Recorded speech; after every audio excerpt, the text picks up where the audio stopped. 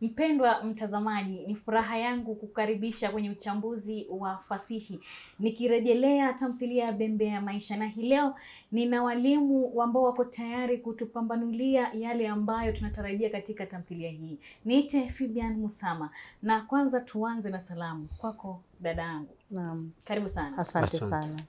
Jina langu ni Biasanda Caroline, mwalimu wa shule ya kitaifa ya Friends School Kamsinga.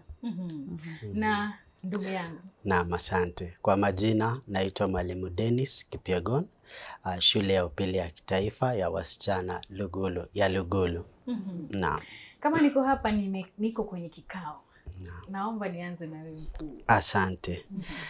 Leo tunaendelea na uchambuzi wa mtiririko. Na leo tunafanya sehemu ya 4, onyesho la pili. Sehemu ya 4, onyesho la pili, mtiririko wa matukio. Onyesho la pili lipo katika ukurasa wa 64. Naam. Sasa onyesho linapoanza, kwanza onyesho tunaambiwa ni jioni, nyumbani kwake Neema na Yona. Na Neema nyumbani kwake Neema na Bunju, kwa sababu ni kwao. Wanafurahia mandhari ya nyumba yao. Onyesho la kunradhi. Onyesho la 4, nyumbani kwa Neema kijijini. Ni nyumbani kwao Neema, si nyumbani kwa Neema, tafadhali. Naam. Ni shamba kwa kina Neema. Kijijini. Kwa hiyo ni kwa babake. Kwa babake Neema. Ina maana Sara na Yona. Naam. Tuendelee. Naam. Tunapata Neema na Sara wameketi ndani ya nyumba, wanafurahia mandhari ya nyumba. Tunapata kwamba Neema pia amekalia kochi jipya vile mwandishi ametuambia. Na mjadala unapoanza, Sara anasema bado yuko na uchovu, na ni kwa sababu ya safari ambayo walitoka wapi? Mjini. Kumbuka kwamba alikuwa amepelekwa kutafuta matibabu, sasa ndiye amerudishwa nyumbani na mtoto wake Neema. Sasa amesema bado amechoka. Uchovu huu anasema ni kwa sababu labda ya barabara ambao walikuwa anapitia. Na Neema anadakia, anasema kwamba teknolojia imefanya mambo yawe rahisi. Kwamba kila ambacho kimefanya kiwe rahisi sana ni kwa sababu njia ambazo zimesakafiwa, kwamba njia zimekuwa nzuri. Hata ingawa yuko mchofu, labda hawangefananisha na kitambo, kwamba sasa lami imerahisisha mambo mjini. Naam. Kwa hiyo hapa tunazungumzia teknolojia. Napenda kauli yako unavyosema njia zimesakafiwa. Lakini mama yake bado anaonekana mtu. Ni kawaida ya mtu akisha kuwa mzima, iwe ni safari ya nini, iwe ni kwa ndege au kwa gari, kuchoka. Sio? Haswa anatoka hospitali. Tunaendelea vipi Biasanda?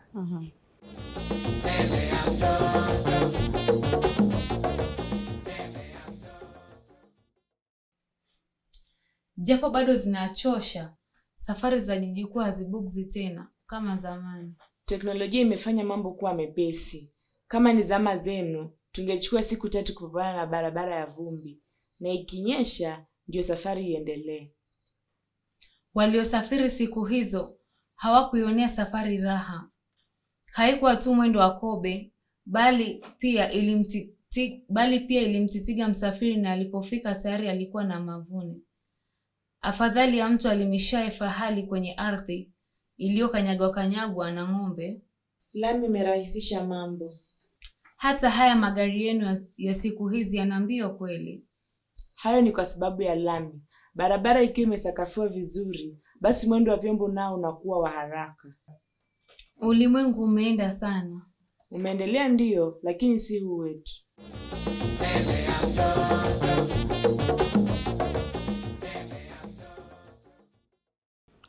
Kwa hivyo japo kuna hayo mabadiliko, Neema anaona kwamba hayajatosha.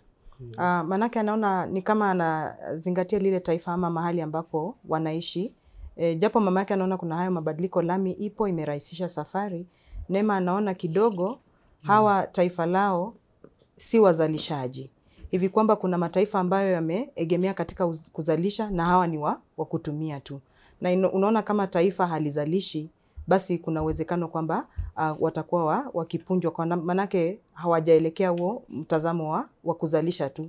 Unajua kuna kule kungoja na kuna kule kungoja wengine wazalishe. Kwa hivyo wanaovuna hapa hasa ni wale ambao wameegemea upande wa kuzalisha mawazo.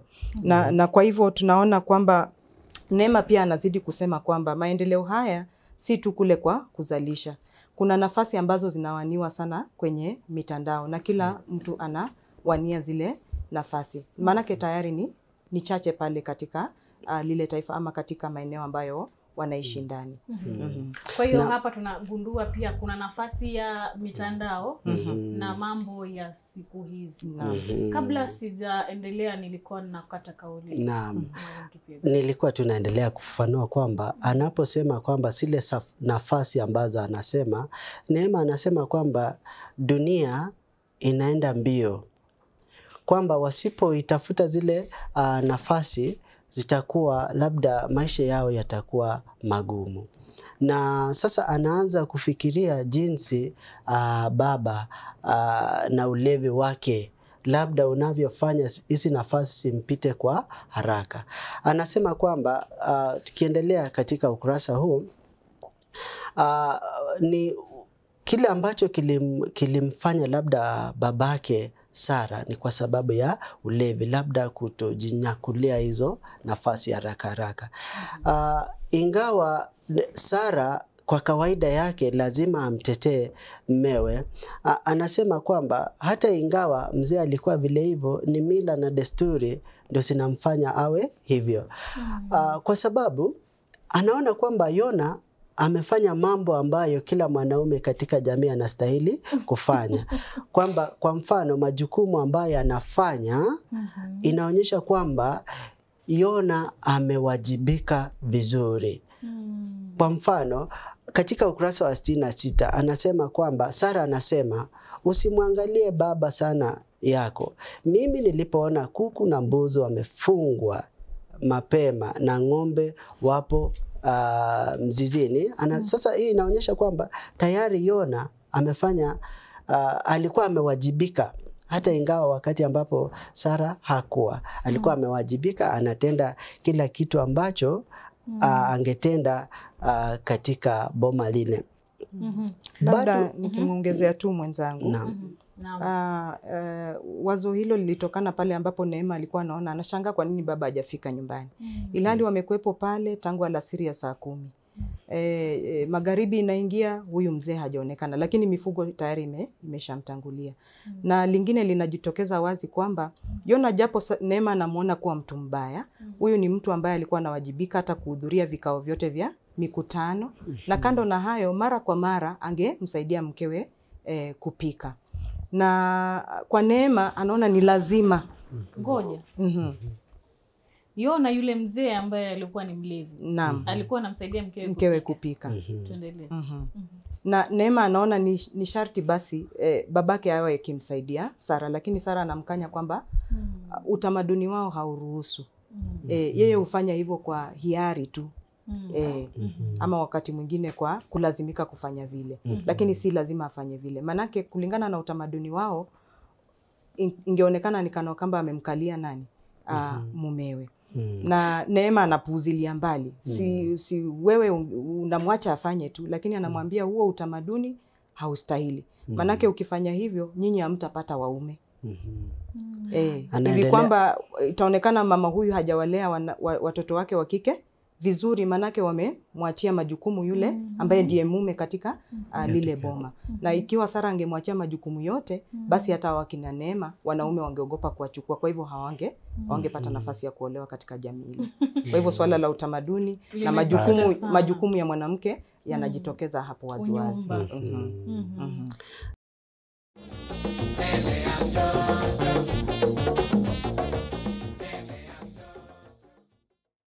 Ona sasa, tangu tulipoingia majira ya saa 12, baba bado hajatia guu nyumbani. Hata mifugo hao wameachwa tu. Yaache hayo, usimwingilie sana baba yako. Mimi nilipoona kuku na mbuzi wamefungiwa mapema na ng'ombe wapo zizini, nilijua baba yako amekwenda kwa wazee wenzake. Ni desturi ya kila mwanamume hapa. Afadhali baba yako anajaribu kusaidia hapa na pale. Anasaidia. Mgala muwe na haki yake umpe. Kuna wakati baba yako huingia jikoni akapika. Yeye ndiye ajuaye mikutano ya vyama vyetu itakuwa lini. Ndiye aliyehudhuria vikao vyote. Si kwamba hafanyi kitu. Baba yako hufanya inapobidi au anapojisikia. Lakini haifai hivyo. Inafaaje? Kushirikiana na kusaidiana katika kila hali. Huo ni uzungu mama. Labda umesahau. Hapa kijijini kanuni yake ni tofauti. Hata akifanya sana haitasaidia. Watu watapata sababu ya kumcheka, watamsema ninamkalia baba yenu.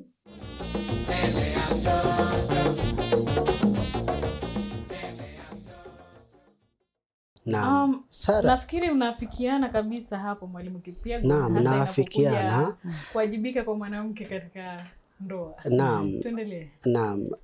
Sara pia bado anaendeleza tu mjadala wake kuona kwamba Yona amechukua nafasi yake katika jamii, kwa sababu kwake anasema huwezi kushindana na mwanaume. Kwamba mwanaume anatumia mifano kwamba mwanaume katika jamii kazi yake si kazi ya nyumbani, na huwezi ukashindana na nani? Na mwanaume.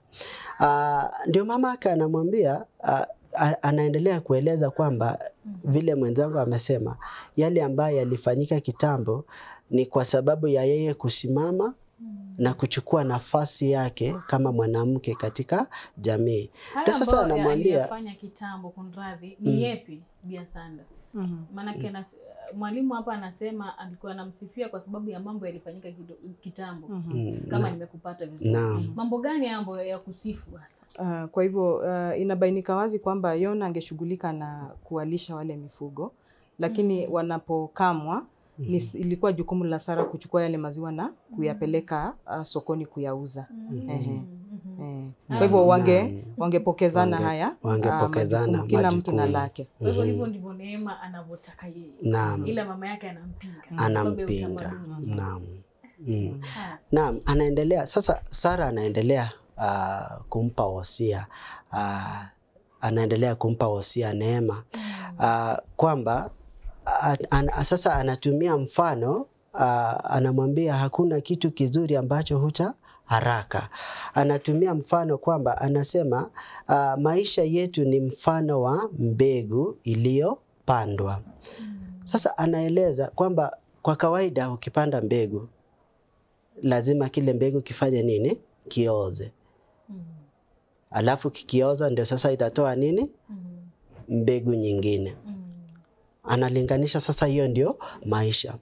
Maisha kwamba wakati wa maisha sio raha tu, lazima upitie machungu, lazima wote uwe nzuri, uendelee vizuri katika maisha. Kwanza tu maisha haiendi vile unavyotaka, ama haina tu mkondo moja. Maisha kwamba haina mkondo moja vile Sara anavyosema. Na hayo yanaonekana kumbadilisha maoni yake nani? Mtazamo wake Neema kuhusu maisha. Kwa hiyo amebadilika. Naam, anaonekana kubadili mtazamo wake kuhusu labda baba, kila ambacho baba alifanya, sio kwa sababu alikuwa anapenda, lakini ilikuwa kwa sababu na mila na desturi katika jamii. Ndio anamshukuru mama, anamwambia hayo mimi naonekana kubadili mtazamo na nani? Na baba. Naam.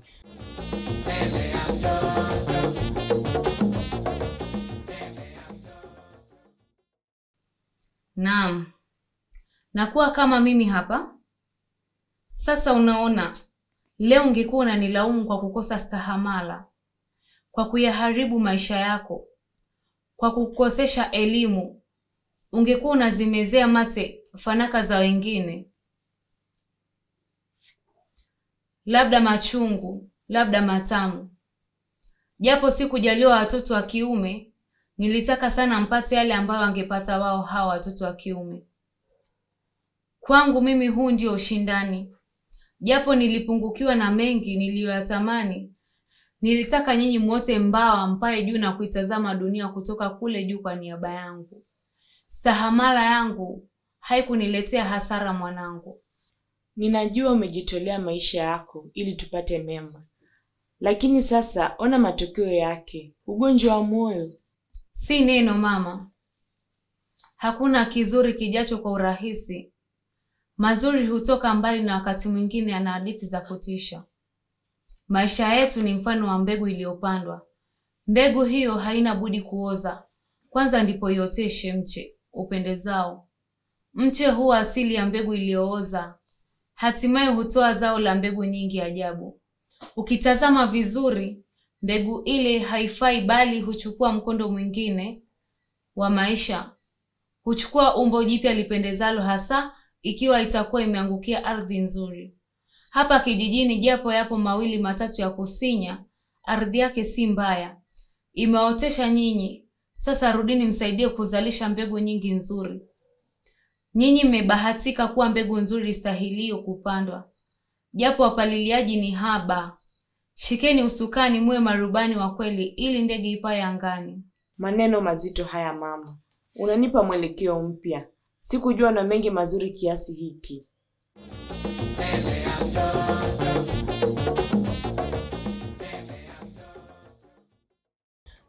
Kwa hivyo Tunaendeleaje? hapo kwa mbegu hapo. Anaposema ndio sharti tupate miche mizuri, sharti mbegu ipandwe, ioze. Ikishaoza ndio itazaa mche. Lakini mbegu haifi ikiwa mchangani, bali inabadilisha tu mkondo wa maisha. Na sasa hiyo ndio inamruhusu sasa Neema kupata picha nzuri ama picha mpya ya ule mtazamo ambao amekuwa nao. Na kwa hivyo mamake anamsisitizia kwamba yeye sasa ndiye ile mbegu ambayo amekuwa akirejelea ili waje pale mjini ama pale kijijini samahani wakafanye mabadiliko ama kuleta maendeleo katika kile kijiji chao. Na kwamba Neema anaona kwamba maneno ya mama yake hasa kweli ni ya hekima. Hapo jambo lingine linajitokeza kwamba awali, kumbuka tunazungumza juu ya awali na sasa. Hekima ya mwanamke haikuthaminiwa sana.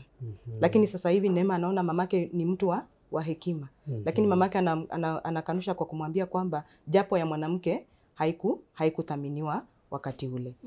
Kwa hivyo mazungumzo haya yanaendelea na Sara anamuhimiza Neema kwamba japo utakuja kufanya hapa maendeleo kijijini, anza polepole. Asifanye pupa, manake mabadiliko hayaji tu. Kufafanua kidogo hapo.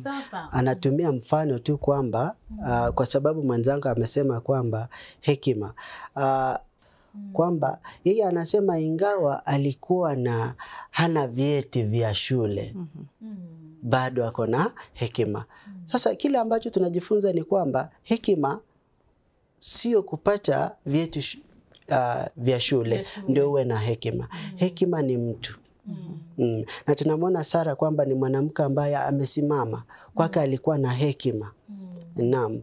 Na hekima hizo sasa hekima hizo sio yeye alisema alitoa wapi? Alitoa kwa alifunzwa kitambo. Naam. Kwa hiyo ni hekima ambayo hakufunzwa shuleni. Sio ya shule. Alifunzwa na nani Bi Sanda huyu hekima? Manake alifunzwa na nani? Nani mtu ambaye hakwenda shuleni? Naam, anamrejelea nyanyake marehemu ambaye ndiye aliyewapa mafunzo ya unyago. Na unyago ni yale mafunzo tu ya unyumba. Jinsi utakavyoishi na mmeo, jinsi utakavyotunza boma lako na mambo kama yale. Na kwa hivyo tunaona kutokana na hekima hiyo, Sara anaanza kwa kumwambia mwanake kwa vile amebadili mtazamo. Kumbuka hawa ni watoto ambao wamekuwa wakimuona baba yao kama mtu katili sana na hawajakuwa na mtazamo chanya kuhusu baba yao. Na anamwambia hii hekima ambayo nimekupa leo ianze na baba yako. Umekuwa ukimkabili hapo mwanzoni, lakini sasa anza kwa kumshawishi, na ukishamshawishi ataweza kubadili ule msimamo wake. Nani anamshawishi mwingine? Sara anamueleza mwanawe Neema.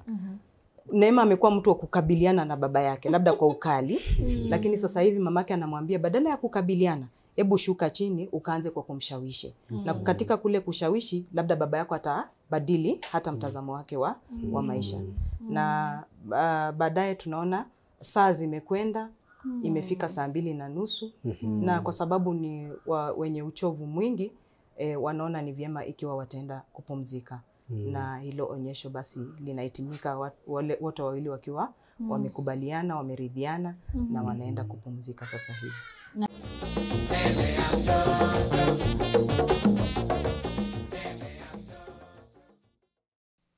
Nitawezaje? Elimu nayo. Wasio na elimu hawaheshimu wenye elimu, hasa jijini. Usije na elimu tu, ipambe kwa hekima. Kweli? Kweli. Itachukua muda sana kabla ya kufikia huko. Heri kuanza. Mbona unacheka basi? Kwa sababu wewe unafikiri utalianzisha jambo kubwa na jipya kama hilo na lenyewe litengenee mara moja. Mabadiliko yana kazi, huchukua muda na hutaka kujitolea. Muda nitatoa wapi? Nilivyo bwana hivi. Hata mwanangu ninamuona mara nyingi akiwa amelala tu. Anza polepole, anza na baba yenu. Badala ya kumkabili, mshawishi, atakuelewa. Akikuelewa, atauendeleza ujumbe huo. Sasa nimeelewa mama. Vizuri kama umeelewa.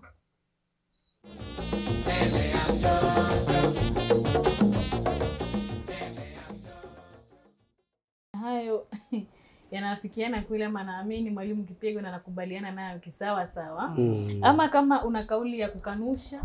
Sina kauli ya kukanusha wala. Bila shaka huwezi kuwa na kauli ya kukanusha wake. Tunaona Sara anawajibika kitamaduni, namna mwanaume wa Kiafrika anavyowapenda. Na pia anamshawishi hata na mtoto wake. Labda siku zote nafikiri sitokosea nikisema hekima ya mama ni ngao. Sivyo? Naam. Na mpenzi mtazamaji, ukitaka kuona bandari basi kuwa juu ya feri. Ukitaka kupata elimu zaidi hapa kwenye Edu TV. Ni furaha kuwa nawe mpaka mwisho wa kipindi hiki cha tamthilia ya Bembea Maisha, ambapo tumeonyeshwa mtiririko, namna hadithi inavyotiririka katika sehemu ya mwisho, na onyesho hilo ambao tunapata mabadiliko mengi zaidi. Ni mengi zaidi ambao utaweza kujisomea wewe mwenyewe. Endelea kuchambua tamthilia hii. Nimekuwa wako Fibian Muthama na mwalimu Biasanda na vile vile mwalimu Kipyego.